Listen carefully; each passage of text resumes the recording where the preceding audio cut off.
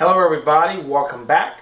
This is Obam Bowen, the author of The Philosophy of Success and your visionary entrepreneur. And today, after seeing all the videos, if you've been following for the last 3 months or so, you understand a lot of what we were talking about, the power of the mind, how the brain works, how the subconscious mind brings things together. We're going to wrap a lot of that up, and I'm going to break it down for you into a very simple concept for you to understand basically the 3 dimensions of thought, right? So when you look at this and basically all the bits of information we take in, remember the brain processes over about 60,000 thoughts a day, and basically in about 10 quadrillion bits of information. That's a lot of information. So how it processes all that information is basically into 3 simple dimensions of thought theory.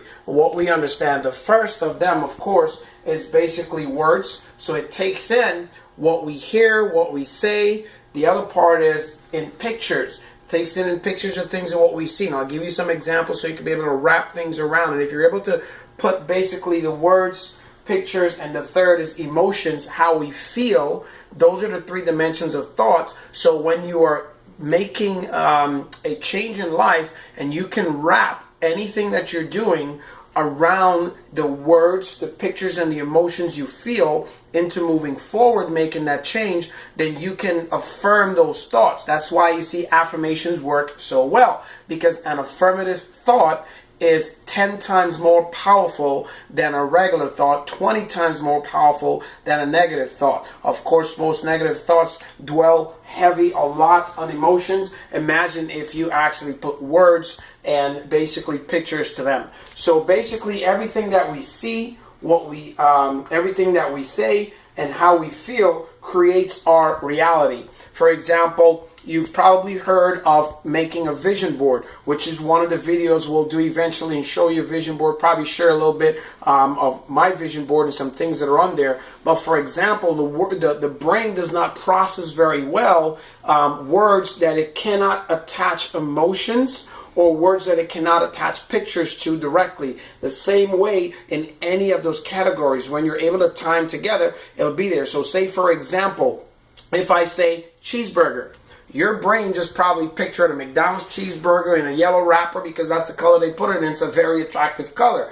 But that word cheeseburger, you can associate a picture and probably how you feel when you eat it, whether it's good or bad, right? So word, pictures, and emotions make things better. So when you want to change and you're doing, for example, affirmations, which we're going to talk about later on in the next few videos, you can have an affirmative thought into something that you can see, something you can feel, and what you can speak of and give life to it. Because remember, in one of the earlier videos we talked about, there's life and death in the power of the tongue. So whatever you believe and you perceive that you say, you can eventually do and get that. But what you really want to understand here is like a word like, say for example, power. If I say the word power, you might be picturing a power cord, you might be picturing a lightning bolt, depending on how you look at power, not necessarily power in the sense of the influence or the affluence of power. So let's say, for example, we use the word confusion.